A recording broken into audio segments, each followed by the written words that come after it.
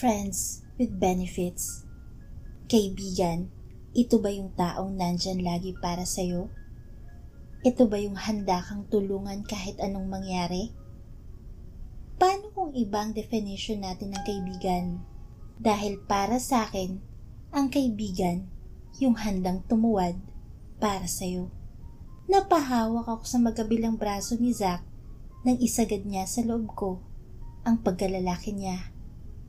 Napaangat ang ulo ko sa sakit at sa sarap na nararamdaman ko.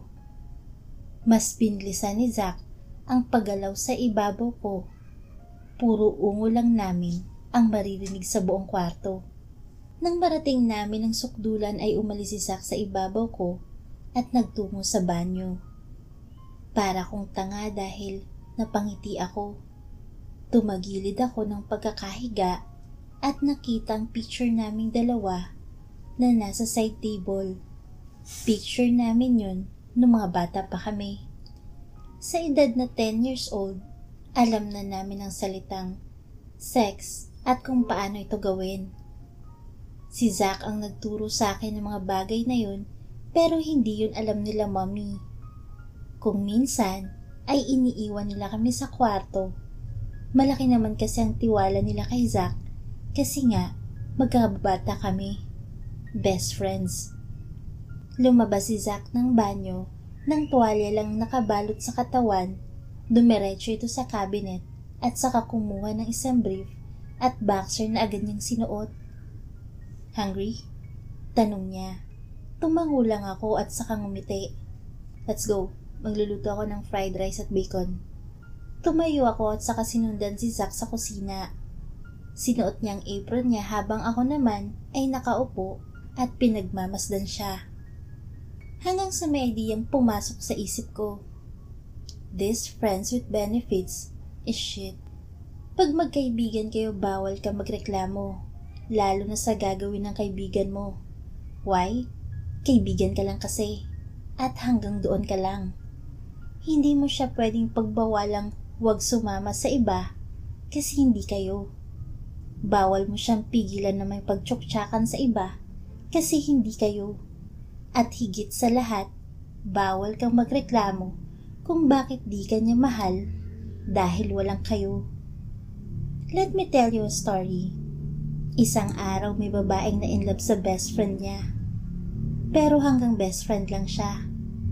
The end, ang funny na na-inlove ako sa gago kong best friend. Na-inlove ako sa taong malabong ma-inlove din sa akin.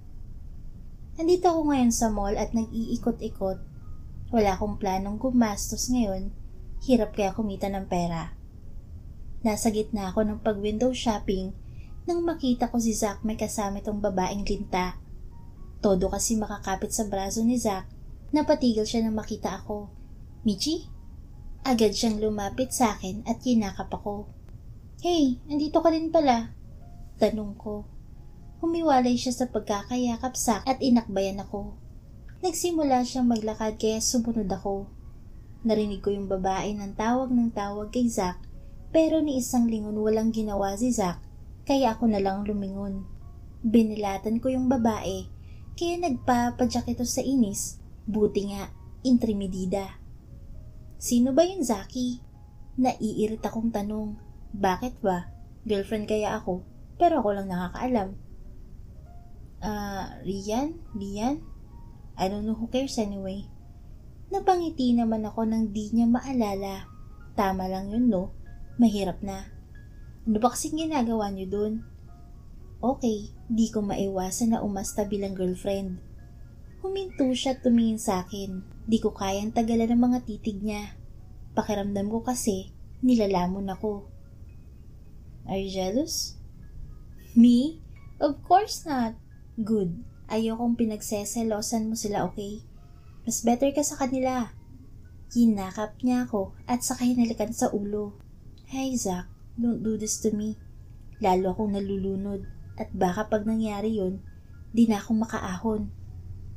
Nang mapagod kami sa kakalakad ay naisipan namin kumain sa isang fast food. Pagpasok namin ay agad kaming pinagtinginan. Hello, ngayon lang nakakita ng gwapo at Diyos ah.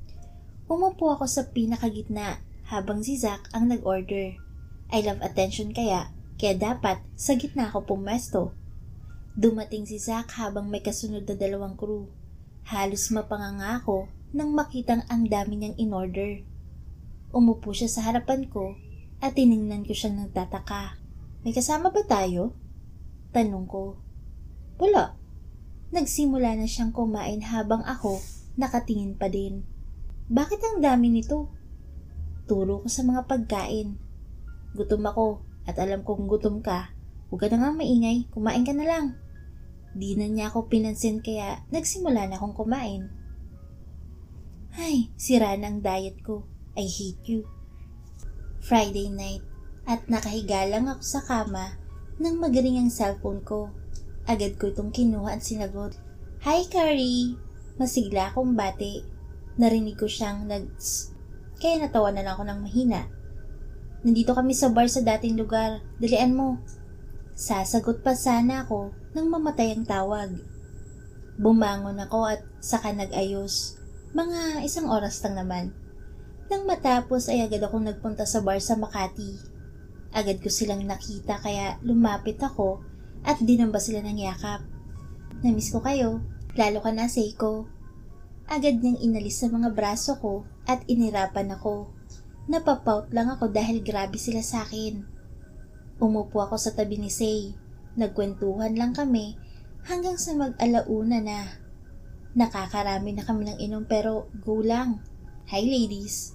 May dumaan na isang lalaki at kumindat ito sa amin. Halos kiligin naman kami dahil in fairness, may tsura at hat naman siya. Napalingon ako kay Sei nang mapansing tahimik siya. Nilalaklak na pala yung alak. Grabe talaga tong babaeng to. Hoy, inagaw ko ng baso kay Sei. Tinignan lang niya ako ng masama kaya inirapan ko siya. Nakakailan ka na ha? Huwag kang madaya, kami naman. Sabi ko at saka ininom ang hawak niyang baso kanina. Paano kayo makakainom? Panay ang sightseeing niyo dyan. Nag-cross arms pa si Sei at saka sumandal sa sofa. Napaisip naman ako. O nga no? Hoy Sei, hindi kami nag-sightseeing. We're just enjoying the view. Right ladies? Si Seraphy minsan may sense talagang sinasabi ng babaeng to. Pero madalas, wala. Min ba? Ganun talaga. Best friends eh. Pwede ba tumahimik kayo? Ang lakas na nga ng tugtog, ang iingay nyo pa. Si Carrie na high blood na naman. Napairap lang si Sei. Bago tumayo at magtungo sa dance floor, hindi na namin siya pinansin dahil malaki na siya. Nasa gitna ako ng pagsasaya nang may matanggap akong text galing kay Zach. From Zachy. Where are you? Ano na naman bang kailangan ng lalaking to? To Zachy. Bar, why? Maya-maya lang ay nag-reply siya. Wow, himala. Ang bilis mag-reply. Wala siguro tong kasama. From Zachy. Go here. Napangiti ako dahil sa sinabi niya. Itinago ko ang cellphone ko at saka tinignan si Sei na nasa dance floor. Napatayo kami ng sampalin ni Sei yung lalaki. Lalapit na sana kami nang pigilan kami ni Carrie. Pinanood lang namin siya. Nang makita naming palabas na siya ng bar, ay sumunod na kami. Wow, Sei, di ko akalain na magagawa mo yun. Andito na kami ngayon sa labas habang nagpipigil ng tawa dahil sa nangyari kanina. Oo nga, type ko pa naman siya kaso never mind na nga lang, baog na yun dahil sa ginawa mo eh. Natawa naman kami dahil sa sinabi ni Seraphy. Ewan ko sa inyo, tara na nga, maaga pa ako bukas. Hanggang ngayon ay nagtatawanan kami na unang sumakay sa kotse niya si Sei.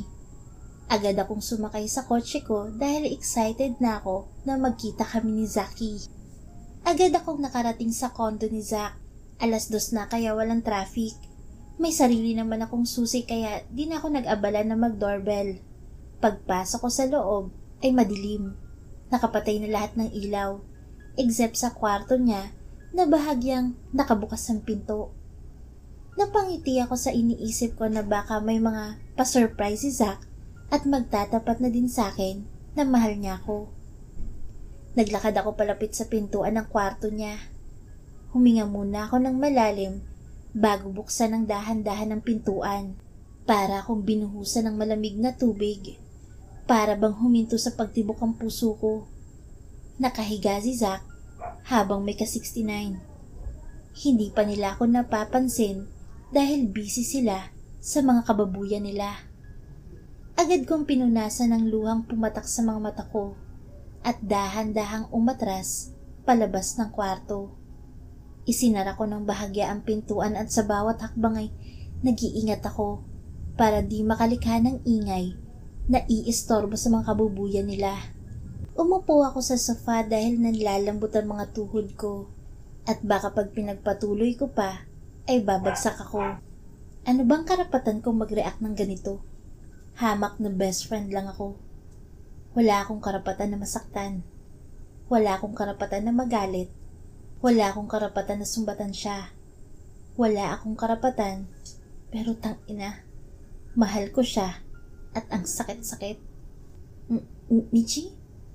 Agad akong napapuna sa pisngi ko. Medyo nakatalikod ako kaya hindi halatang nagpunas ako. Huminga ako ng malalim at saka nakangiting humarap. Zaki! Tumayo ako at saka inayos ang sarili ko bago mapatingin sa babaeng katabi niya. Kanina ka pa ba dyan? Gusto ko sanang sabihin na oo, punyeta ka kaya lang ba pinapunta para mapanood ang live nyo? Pero mas pinili ko na lang magsinungaling. Nope. Actually, kakarating ko lang. Akala ko tulog ka kasi kaya nakapatay yung lights kaya hinintay na lang kita. Oo. Nakatulog kami, sorry. Ngumiti lang ako. Oh, wait, Michi, this is Abby. Lumingon ako kay Abby. Suot nito ang t-shirt ni Zaki. Yung t-shirt na lagi ko ding sinusuot. Hi, Michi. Ngumiti siya ng pagkalapad-lapad. Tumango lang ako at saka binalik ang tingin ko kay Zack. Masyado na palang late. Mauna na ako Hindi ko na siya hinintay sumagot at tumalikod na ako. Sa bawat hakbang ko palabas ay para bang ang bigat-bigat ng pakiramdam ko. Para bang may kung anong nababasag sa loob ko. Sa bawat hakbang ko, doon ko lang naisip na hanggang dito lang ako. Na hanggang friends with benefits lang ang meron kami. Isang linggo ko nang di nire-replyan sa mga text si Zack. Kahit yung mga tawag niya, di ko sinasagot. Kung minsan, ay ino-off ko din ang cellphone ko. Nakaupo lang ako sa harapan ng study table ko, nag-drawing ng kung ano-ano. Bukod kasi sa pag-bar at pag-shopping, mahilig din ako mag-drawing. Nakakawala kasi ng stress, lalo na kung makikita mo ang bawat kulay. Feeling ko, nakakagaan sila ng kalooban. Busy-busy ako sa pag-drawing nang biglang mabasag ang salamin ko sa kwarto. Agad akong napatayo at inis na sinilip kung sinong tarantadong bumasag nun. Hoy! Di ko natapos ang sasabihin ko nang may isa pang bato ang palipad ngayon sa mukha ko. Mabuti na lang at mabilis akong nakaiwas. Muli kong sinilip kung sinong may gawa nun. Agad kong nakita si Carrie na nakasmirk habang may hawak na bato naman si Serify. Ano ba? Ang mahal ng bintana ko. Nakakainis kayo. Sigaw ko. Agad silang nagtawanan at sumenyas na bumaba ako. Paglabas ko ng gate ay agad nila akong binatukan. Hoy babae, bakit isang linggong kang walang paramdam? Si Serify. Nagliliwaliw lang. Okay, ako nang sinungaling. Liwaliw? Si Carrie na high blood na naman. Tingin ko, pinaglihito sa sama ng loob Ano bang ginagawa niyo dito? Nagpamewang ako bago mag-pout. Tara, bar. Naglakad na si Carrie papasok ng sasakyan. Hinatak naman ako ni Serify papunta sa backseat. Bar? 6:00 pa lang ng gabi. Sigaw ko pagsakay ng kotse. Doon lang kasi nag-sink in sa akin. Nasa usual spot kami. Same place, same bar, same spot. Kinuha ni Serify ang cellphone niya para tawagan si Say. Where the hell are you, Say? Si Serify. Sigaw kung sigaw ang peg niya. Ang ingay kasi dito sa loob Siguraduhin mo lang bruha ka. Pag ikaw wala pa dito ng 15 minutes, magwawala kami sa harapan ng bahay nyo. Dahil hindi naman naka-speaker, di namin marinig ang pinag-uusapan nila. Ibinaba na ni Serify ang tawag bago kami lingunin. On the way na daw. Tumango na lang kami nang mag-vibrate ang cellphone ko. Oo nga pala, binuksan ko na siya kanina habang nasa biyahe na ako. Boring ako eh. From Zaki. I miss you. Agad na naglandian ang mga laman-lamanan ko dahil sa text niya. Naka-sad face pa. Gosh. Ibinak ko ang text niya at muling tinago ang phone ko. Enough na muna. Nag-excuse me si Serify dahil may nakita itong boylet. Nang tinignan ko, ay napasayang ako. Chinito eh. I love Chinito kaya. Muli na namang nag-vibrate ang cellphone ko, kaya kinuha ko ulit ito. From Zaki. Hey gorgeous. Wala na akong nagawa kundi replyan siya. Wala, hindi ko matiis kaasar. To Zaki. Hey there handsome. Stay here, sasayaw ako. Di ko pinansin si Curry. At busy ako sa pakikipaglandian kay Zack. Hoy! Napatingin ako sa nagsalita at nakita ko si Say na naka-black fitted dress lang. Nagbeso-beso kami. Ganyan pag sosyal. Tumabi sa akin si Say at agad na tinungga ang cocktail na nasa lamesa. Napatingin ako sa kanya. Seryoso lang ang mukha niya. Though lagi naman siyang naka-poker face, pero kahit na. What's with the look today? Si Curry nakakarating lang. Bilis naman ito. May 5 lalaki nasa likod niya, habang si Serify ay nasa tabi niya at nakikipaglandian na naman. Yes, salamat sa isang nagbanta dyan. Nagtawanan kami nang mag-peace sign si Serify. Oh wait, may mga makikisaya pala sa atin. This is Nico, Brian, Justin, Carl, and Victor. Pakilala naman ni Serify sa mga kasama niya. Nakipagkamay naman ako pero si Say ay ngumiti lang. Tumagal ang party ng ilang oras. Ayos naman pala silang kasama, nakikipagbiruan at tawanan. Guys, wait lang ha, yosi lang ako. Si Carrie tumayo ito at lumabas ng bar. Busy ako sa pakikipag-usap kay Victor nang mag-ring ang cellphone ko. Tinignan ko kung sino. Halos mataranta ako nang makita ko ang pangalan ni Zack. Lumingon ako kay Say. Nakatingin ito sa akin at tumango. Wait me here, I need to pee. Tumayo ako at saka dumiretso sa bathroom. Bakit ang tagal mo? Hindi pa ako nag-hello ay ayan agad ang sinabi niya. Sorry, I'm with my friends kasi. Where are you? Baka sa tono ng boses niya ang pagkairita. Bar. Wait me there. Sasagot pa sana ako nang bigla niyang patay ng tawag. Pagbalik ko sa pwesto ay wala na sila Say at Serify. Agad naman akong kinabahan. Where are they? Napalingon ako kay Carrie at sinabing pagbalik ko ay wala na sila. Agad kaming lumabas ng bar at dinayal ang mga cellphone number nila. Pero lahat ay walang nasagot. Palingalinga kami para makahingi ng tulong ng sa di kalayuan ay nakita ko siya. Agad ko siyang nilapitan at tinapik. Halatang nagulat siya sa ginawa ko. Bakit? Kinakabahang tanong niya. We need you. Di ko na siya hinintay makapagsalita at hinila ko siya palapit kay Carrie. What's happening? Tanong ng stalker ni Say. They're missing. Sagot ni Carrie. Wait, what? Gulat na tanong niya. Sasagot pa sana ako nang isang pamilyar na boses ang narinig ko. Michi? Napalingon ako kay Zack na ngayon ay nagmamadaling lumapit sa akin. Matalim ang tingin niya sa stalker ni Say. Paglapit sa akin ay agad niya akong hinila. Zaki, calm down. Stalker ni Say yan. Grabe. Narinig kong bulong ng stalker ni Say. Nawawala sila Say at Serify. Sabat ni Carrie. We need to find them. Kumalma na si Zack at nangunang pumasok sa bar. Sumunod naman kami. Kinelyuhan ni Zack ang isa sa mga bouncer ng akmang sasapakin siya ng isa pang bouncer ay agad siyang naunahan ng sapak ng stalker ni Say.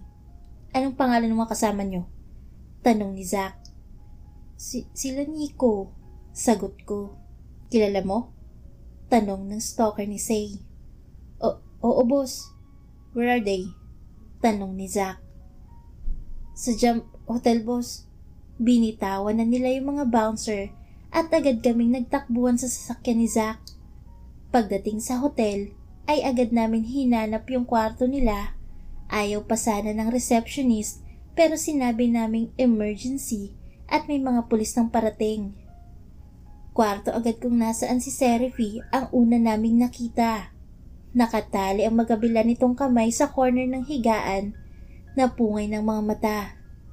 Agad akong humablot ng kumot at tinakpan siya. Tinanggal naman ni Curry ang pagkakatali sa kanya. Nang man-knockout nila Zack yung mga gagong lalaki, ay sinabi ni Curry na siya nang bahala kay Seraphy. Agad naming pinuntahan ang kwarto nila Sei. Balabag na binuksan ng stalker ni Sei na napag-alaman naming si Aki ang pangalan. Sumigaw si Aki at dali-daling sinapak si Nico. Nang tutulong sana si Bryle ay agad itong hinarang ni Zack at pinagsusuntok. Sei? Napalingon sa akin si Sei habang umiiyak kaya agad akong tumakbo at niyakap ito.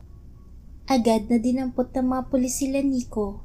Aba dapat lang no, mga manyak sila. Nakita ko nag-uusap si Carrie at Sei habang si Seraphy naman ay pinapakalma. Sa di kalayuan ay may kausap si Aki sa phone. Michi, can we talk? Napatingin ako kay Zack at tumango. Nagpunta kami sa medyo malayo pero sapat na para matanaw kami. I'm sorry. Napayuko ako dahil sa sinabi niya. Sorry? Para saan? Sorry kasi may ibang babae sa unit niya nung dumating ako. Sorry kasi napagmukha niya akong tanga.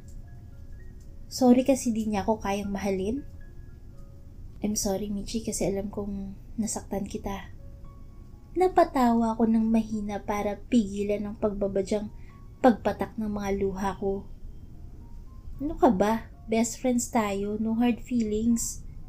Tinapik ko siya sa balikat at saka tumawa ng malakas para mas effective. Nakahinga naman siya ng maluwag at saka napahawak sa noon niya. Paranoid lang pala ako. Kala ko nagalit ka sa akin. Sasagot pa sana ako nang magring ang cellphone niya. Agad niya tong kinuha at napatingin ng ilang segundo sa screen bago sumagot. Hello?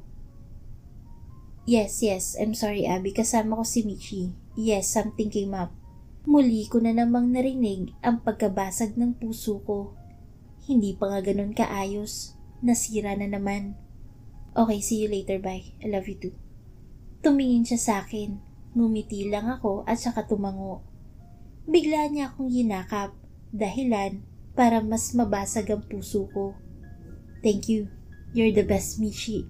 I'll call you later, okay? Bye. Humiwalay siya sa pagkakayakap at saka nagsimula ng maglakad. Sa bawat hakbang niya paalis ay wala na akong marinig. Sa bawat hakbang niya paalis ay wala na akong ibang makita kundi siya. Sa bawat hakbang niya paalis ay wala na akong ibang maramdaman kundi sakit. Sakit na dulot niya. Naramdaman ko ang pagtulo ng mga luha ko. Hinayaan ko lang ito hanggang sa mapagod sila sa pagbagsak.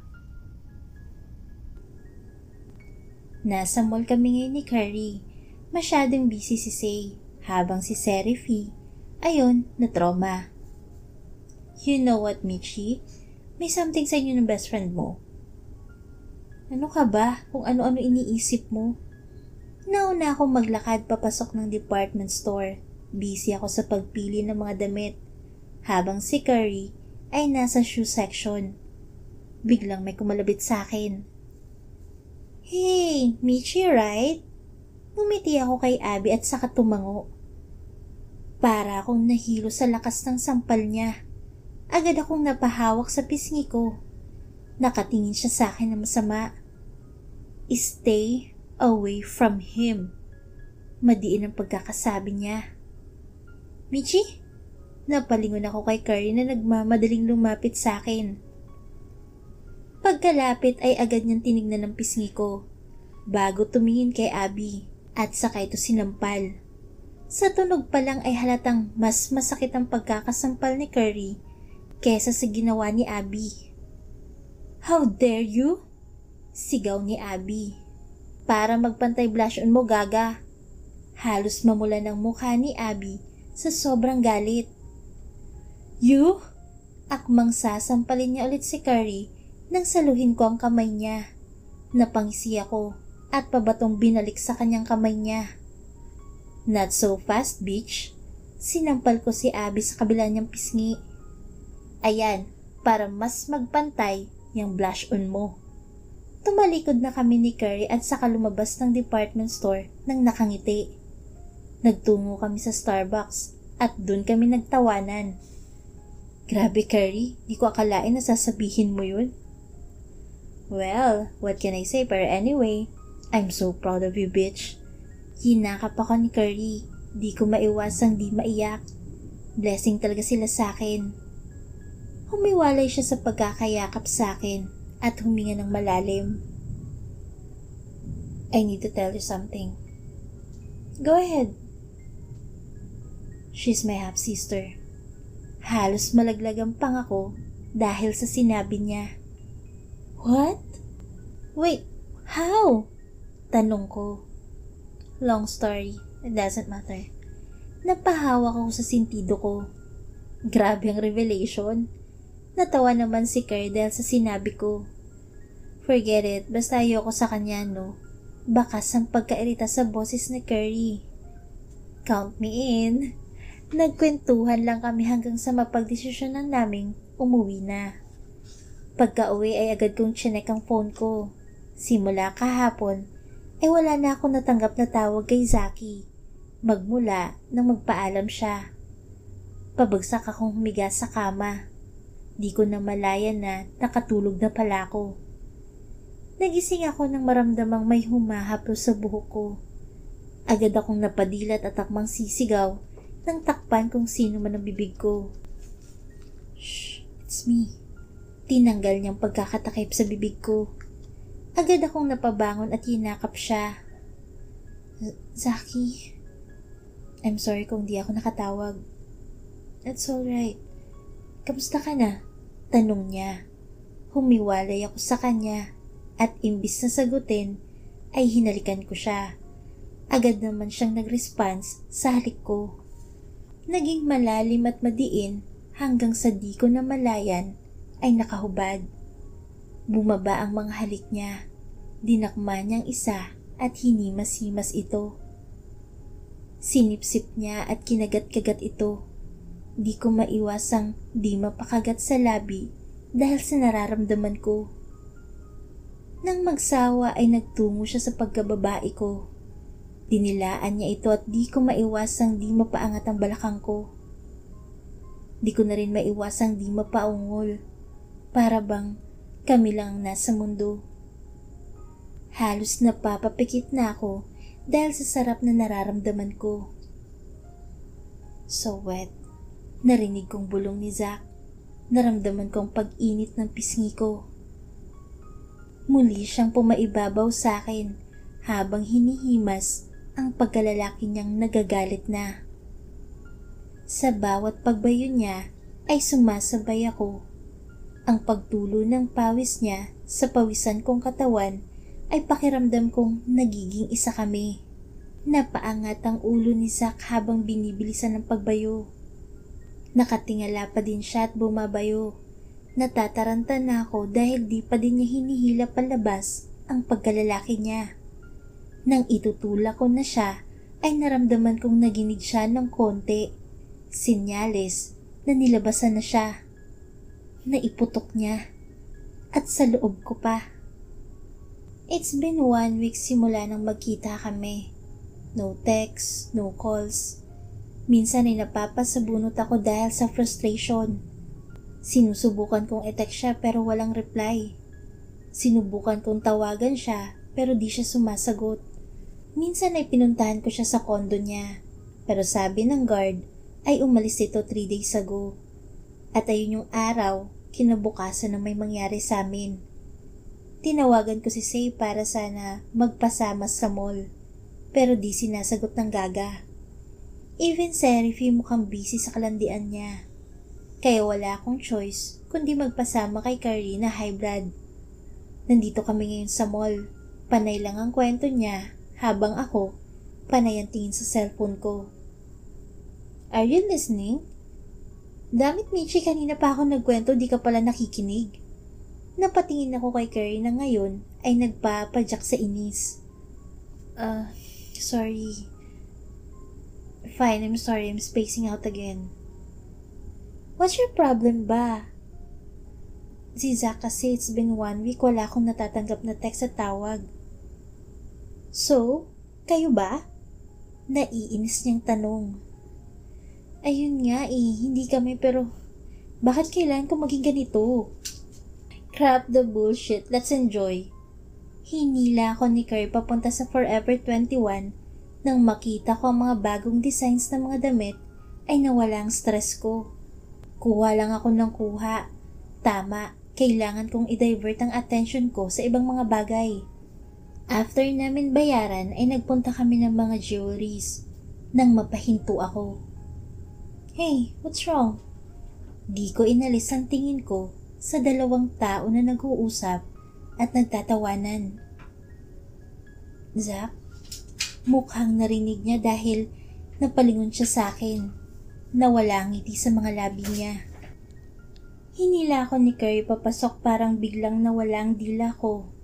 Wala akong masabi. Wala ka man lang bang sasabihin sa kaibigan ko? Tanong ni Carrie kay Zach. Wala. Malamig na tugon ni Zach. Wow! Ang tagal mong di nagparamdam kay Michi tapos wala kang sasabihin? Jerk. Hey, wag mo nga pagsalita ng ganyan si Zach. Shut up, bitch! Sagot ni Carrie. Di ko maalis ang tingin ko ngayon sa kanya. Naramdaman ko ang pagkirot ng puso ko. Zach, let's go! Ang pangit na dito! Walang salitang lumabas sa bibig ko. Hinila ni Abby si Zach. Palabas. Ni hindi ko nagawang lumingon, ni hindi ko nagawang habulin siya. Naramdaman ko ang pagtulo ng mga luha ko. Wala na akong pake kung pinagtitinginan na ako. Kung gusto nila, umiyak din sila. Umuwi agad ako after na mga nangyari. Masyadong masakit. Feeling ko ay babagsak ako anumang oras. Ito ang mahirap pag best friend ka. Bawal ka magreklamo na bakit ganun, na bakit ganyan. Dahil unang-una, wala akong karapatan. Wala akong karapatan na magreklamo dahil best friend lang ako. At hanggang doon lang yun. Sa bawat araw na lumilipas ay kinakaya ko. Wala akong choice kundi ipagpatuloy ang buhay ko. Hindi na ako maasa na mag-text pa siya. Hindi na ako maasa na tatawag pa siya. Gabi na at nandito ako ngayon sa park na madalas naming puntahan dati ni Zach. Nakaupo lang ako sa swing habang nakatingin sa kawalan. Malamig na dito. Baka magkasakit ka. Napatayo ako at napalingon sa nagsalita. Zaki? Ngumiti ako kahit ramdam ko ang pagbagsak ng mga luha ko. Can we talk? Malamig ang boses niya. Mas dumoble tuloy ang lamig na nararamdaman ko. Kamusta ka na? Long time no see. Pinilit kong maging matatag kahit hindi ko na kaya. Hindi niya pinansin ang tanong ko. Pinunasan ko ang pisngi ko. Uy, ano ba? Ang seryoso mo naman. Pinilit kong tumawa para matago ang lungkot na konti na lang ay lalabas na. I'm sorry, Michi. Di ko na napigilan. Napahikbi na ako. Gusto ko siyang tanungin ng sorry saan? Sorry kasi ginago mo ko? Sorry kasi bigla kang nawala? Pero mas pinili kong iba na lang. Minahal mo ba ako? Napayuko siya at napailing. Mas mahal ko siya, Michi. Napatawa ako ng mapakla. Paano? Kailan? Siya yung nandyan nung wala ni isang taong nanatili sa akin. Zach, ano ako? Display? Andito ako. Ako yung nandito lagi sa tabi mo. Ako yung nandyan sa'yo sa tabi mo mula noon hanggang ngayon. Pero nakita mo ba ako? Hindi, dahil busy ka sa kanila. Naramdaman mo bang mahal kita? Hindi, kasi busy kang lumandi. Akala mo ba madali sa akin to? Hindi, Michi.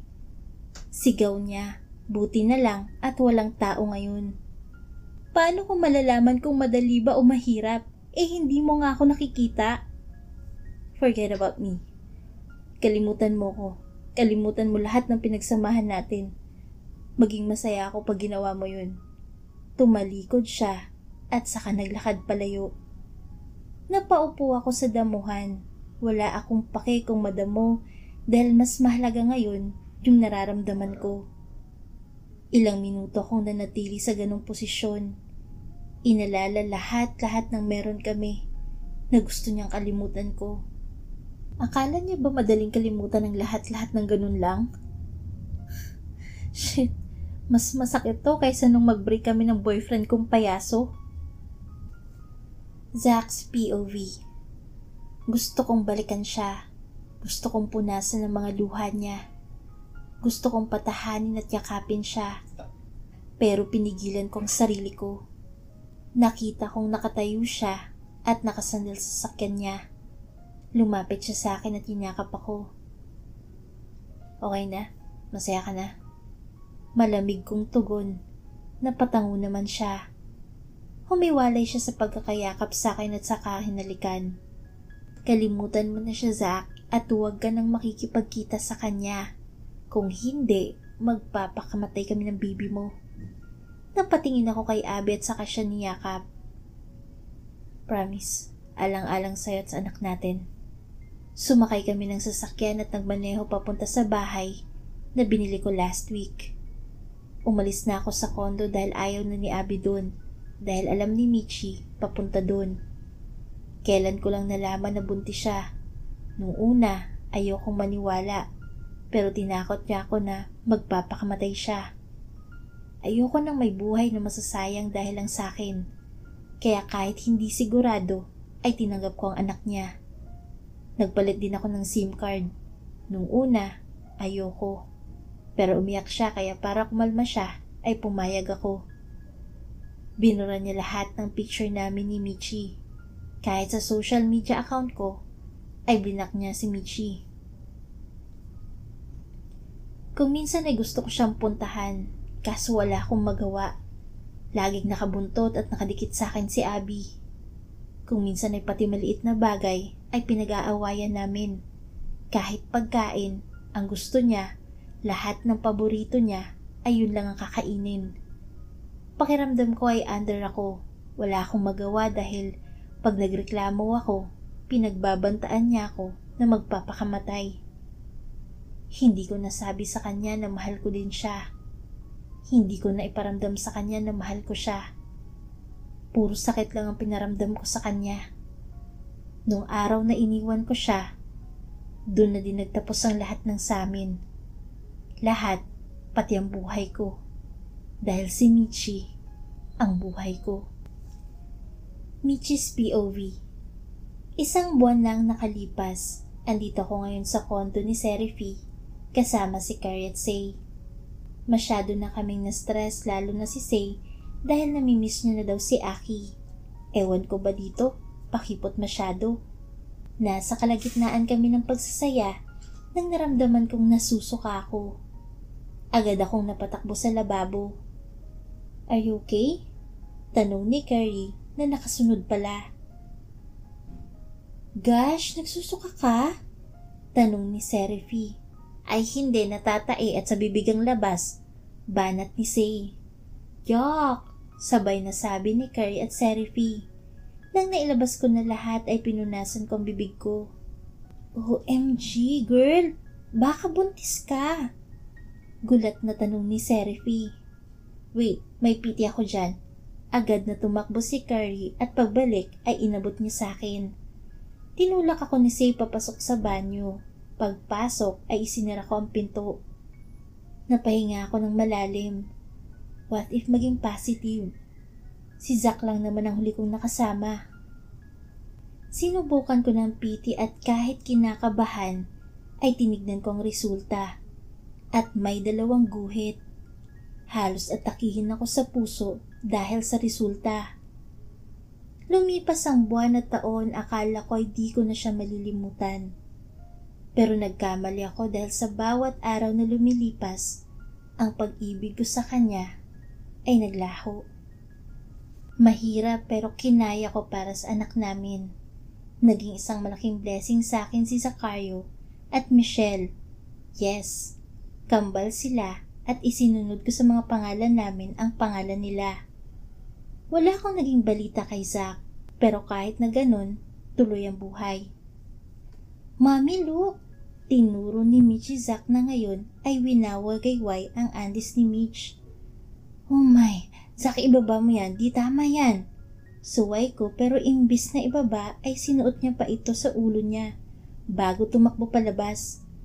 Napahinga na lang ako ng malalim at saka natawa.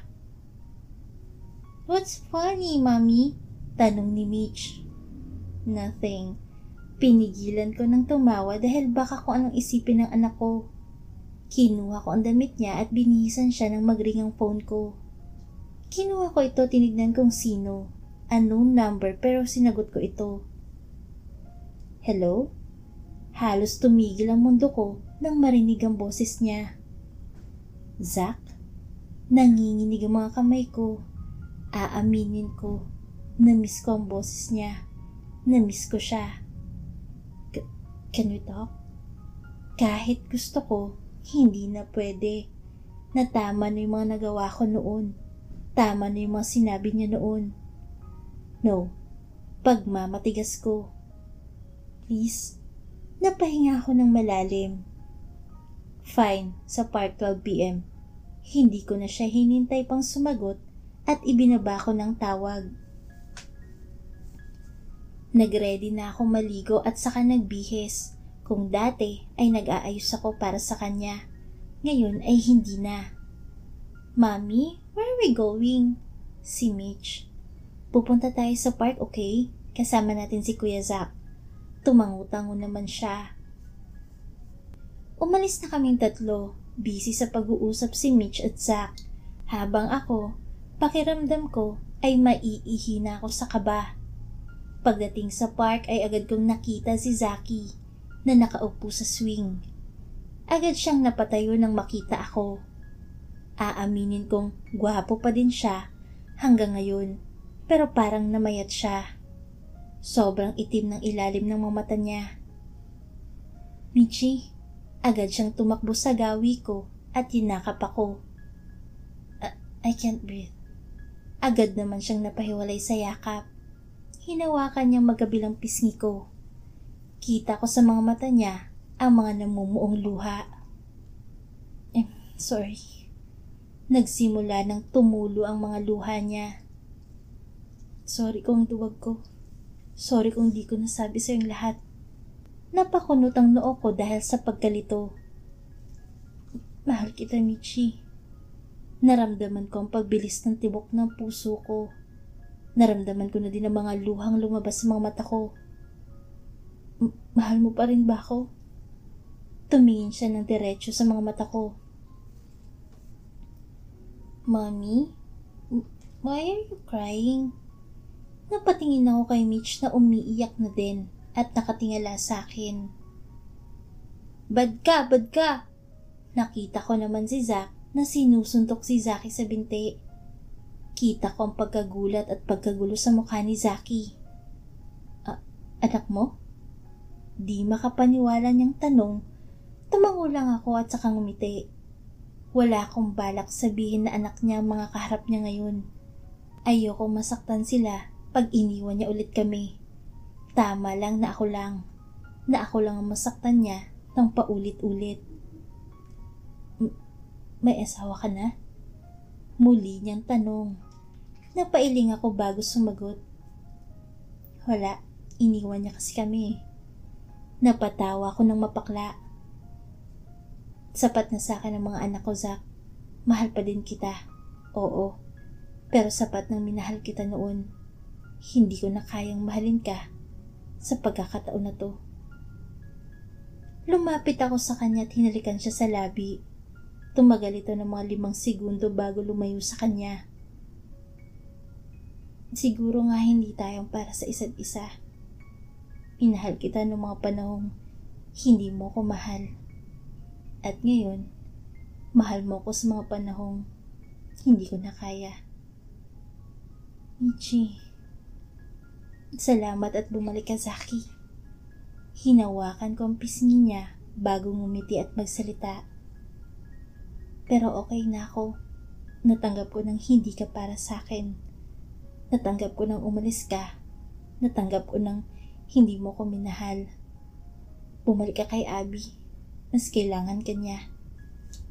Yumuko ako at kinarga si Mitch at kinuha si Zach bago tumalikod at maglakad palayo. Minsan kailangan mong bumitaw pag masyado nang mabigat.